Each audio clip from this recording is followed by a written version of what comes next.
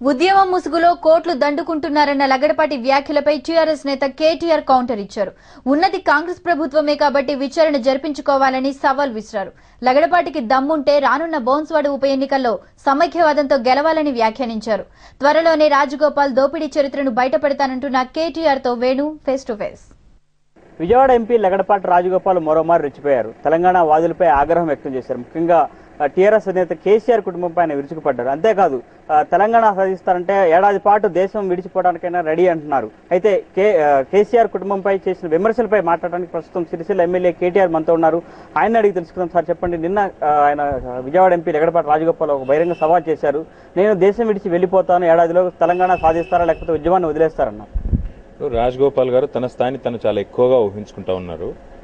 ఆయన తెలంగాణకు అడ్డు అని మేము ఏనాడు అనలేదు. ఆయన అలాంటి పెట్టుబడిదారులు ఒక ముఠాగా తయారయ్యి వాళ్ళ కృత్రిమ ఉద్యమాలను స్పాన్సర్ చేసి సోనియా గాంధీ మీద ఒత్తిడి తెచ్చి యూపీఏ ప్రభుత్వం మీద ఒత్తిడి తెచ్చి ప్రభుత్వం కూలిపోతుందేమో అనే ఒక అపోహ కల్పించి ఇప్పుడు లేనిపోని గొడవ చేస్తా ఉన్నారన్నాం తప్ప మేము ఏనాడు కూడా లగడపాటి రాజగోపాల్ ఒక్కడే తెలంగాణకు అడ్డు అన్నమాట మేము ఏనాడు అనలేదు. ఆయన లాంటి ఒక ముఠా ఉందని మాత్రం చెప్పాము.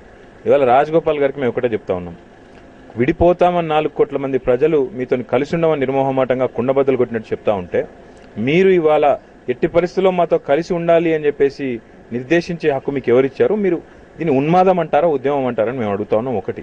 రెండవది, ఆయన చేసిన చిల్లరమల్లర ఆరోపణలు ఏవైతే ఉన్నాయో వాటి గురించి ఒకటే అంటా ఉన్నాం.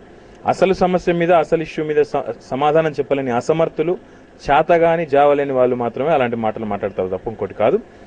ఢిల్లీ ఆదేశిస్తే నేను తెలంగాణ నుండి పోటీ చేస్తా అంటున్నాడు. మరి అధిష్టానం ఆదేశాలు రాజగోపాల్ గారు ఎప్పటి నుంచి పాటిస్తున్నారో నాకైతే తెలియదు. గతంలో అధిష్టానం తెలంగాణ మీద నిర్ణయం తీసుకున్న నాడేమో అందరికంటే ముందు రాజీనామా చేసిన వ్యక్తి రాజగోపాల్. మళ్ళీ ఇవాళ కొత్తగా అధిష్టాన ఆదేశం అంటూ మెలికబెట్టి మాట్లాడడం కాదు. దమ్ముంటే రాజగోపాల్కు చావ ఉంటే మరి మా బాన్స్వాడ సీటు ఖాళీగా ఉంది, రండి, తప్పకుండా మీ కాంగ్రెస్ పార్టీ తరఫున సమైక్యవాదం మీద పోటీ చేయండి. తెలంగాణ వాదం గెలుస్తుందో మరి బాన్స్వాడలో సమైక్యవాదం గెలుస్తుందో దాంతోనే తెలుసుకుందామని రాజగోపాల్ సవాల్ చేస్తాం. ఇంకో విషయం, మీ మీద కూడా తీవ్ర ఆరోపణలు చేశారు. ఉద్యోగాలు వదిలేసి ఉద్యమం పేరుతో కోట్లు దండుకున్నారు కేటీఆర్ అని చెప్పి. ఇప్పుడు ఈ రాష్ట్రంలో నాకు తెలిసినంత వరకు అయితే కాంగ్రెస్ పార్టీ ప్రభుత్వమే ఉంది. మరి నాకు అర్థమైనంత వరకు లగడపాటి రాజగోపాల్ గారు కాంగ్రెస్ పార్లమెంట్ సభ్యుడే. మరి వారి పార్టీయే ప్రభుత్వంలో ఉంది. డెఫినెట్ గా ఏమైనా మేము తప్పు చేసి ఉంటే ఎలాంటి విచారణ అయినా చేసుకోవచ్చు. మాకు నిరభ్యంతరంగా మా మీద ఎలాంటి ఆరోపణలు చేసినా మేము ఒకటే అంటా ఉన్నాం, స్పష్టంగా మీ ప్రభుత్వం ఉంది, మీకు దమ్ముంటే చేతనైతే ఎలాంటి విచారణ అయినా చేయండి, తప్పని తేలితే చూద్దాం. మేమనేది ఒకటే. ఇప్పుడు అసలు సమస్య మీద సమాధానం చెప్పలేని దద్దమ్మలు, చేతగాని వాళ్ళే ఇట్లాంటి మాటలు మాట్లాడతారు తప్ప ఏమైనా ఏది పడితే ఏది నోరుంది కదా అని మాట్లాడి ఆధారాలు లేకుండా ఏది పడితే అది మాట్లాడతామంటే అది ఆయన మానసిక స్థితి మీద మేము జారిపడతాం తప్ప ఇంకేం చేయలేం. అలాగే దోపిడీదారుల కంటే పెట్టుబడిదారులు నయం కదా అని కూడా ఒక వ్యాఖ్య చేశారు. నేననేది అదే, ఇప్పుడు పెట్టుబడిదారులు ఏంటో దోపిడీదారులు ఏంటో నేను తొందరలోనే ఆయన చరిత్ర మొత్తం ఆయన ఎక్కడి నుంచి మొదలయ్యాడు, ఏ రకంగా ఇవాళ పెట్టుబడిదారుడు అయ్యాడు, ఏ రకంగా పెద్దవాడయ్యాడు, ఆయన కథ ఏంటో మొత్తం కూడా మేము తొందరలోనే బ్రహ్మాండంగా మీడియా ముందుకు వస్తాం, స్పష్టంగా చెబుతాం.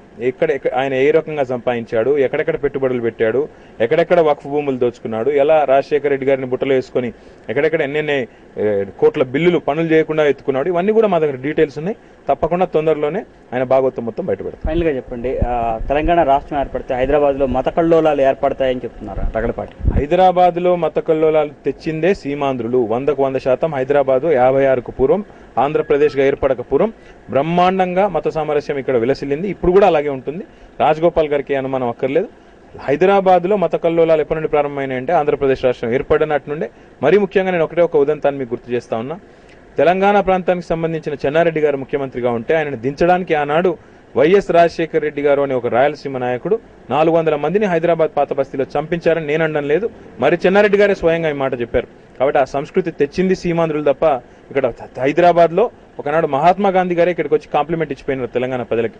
మత సామరస్యం గానీ సహజీవనం గానీ తెలంగాణ ప్రజలను చూసి నేర్చుకోవాలి మొత్తం భారతదేశం అని మహాత్మా గాంధీ గారు కాంప్లిమెంట్ మాకు ఇచ్చారు. మాకు రాజగోపాల్ లాంటి మతి స్థిమితం లేని వ్యక్తులు ఏం మాట్లాడినా మేము దాన్ని పట్టించుకోం. అంటే ఇప్పుడు తెలంగాణ ఉద్యమం ఉవ్వెత్తుకున్నప్పుడు మరోసారి ఆయన ఇటువంటి తీవ్ర వ్యాఖ్యలు చేస్తున్నారు. ఆయన వస్తే హైదరాబాద్కు వస్తే అడ్డుకుంటామని కూడా చెప్తున్నారు. నిజంగా అడ్డుకుంటారా? అడుగుడుగునా ఎలా ఉంటుంది? ఇప్పుడు రాజగోపాల్ మానసిక స్థితి సరిగా లేదని మేము ముందే చెప్పాము. అట్లాంటి మానసిక రోగిని అవసరమైతే ఎర్రగడ్డ మెంటల్ హాస్పిటల్లో చేర్పిస్తాం తప్ప ఆయన పట్టించుకోవాల్సిన కర్మ మాట్లాడు. Thank you sir. ఇది లగడపాటి రాజగోపాల్ చేసిన ఆరోపణలపై కేటీఆర్ కూడా అదే విధంగా ధీటుగా స్పందించారు. దమ్ముంటే లగడపాటి రాజగోపాల్ సమైక్యవాదం మీద బాన్స్వాడలో పోటీ చేసి గెలవాలని కేటీఆర్ కూడా సవాల్ విస్తున్నారు.